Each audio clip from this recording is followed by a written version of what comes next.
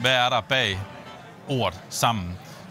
Lige om ganske få øjeblikke, så går vi jo i gang med at præsentere vores vision. Ganske kort, så er det jo at tilføre nyt liv til Tønder tomme butikker og skabe en ny bydel, som skal understøtte den resterende detailhandel i Tønder. Rigtig mange bymidter og detailhandel har det rigtig svært. Nethandlen får tit skylden.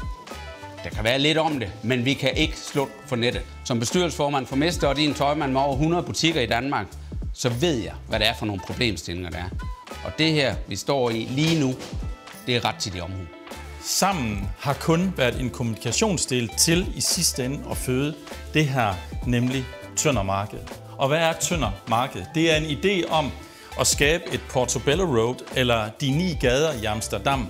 De der små finurligheder, det er genbrug, det er vintage, men skabe rammerne for at lave en helt ny bydel.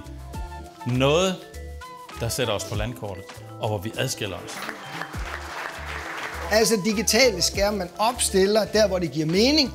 Det giver en masse spændende, unikke muligheder, også i gågademiljø, hvor man kan lave små skattejagter, og herom er der kaffe til 25 kroner. Vi skal engagere folk og motivere folk. Vi skal oplyse dem, fortælle dem om, hvad det er, vi har arbejdet på. Men vi skal også have dem til at stå sammen om det her projekt og forstå, at det er noget, vi løfter i fællesskab. Stemningen er god, folk er begejstrede, folk er nysgerrige, så jeg er fuld af fortrøstning for, at det er noget, man gør sammen.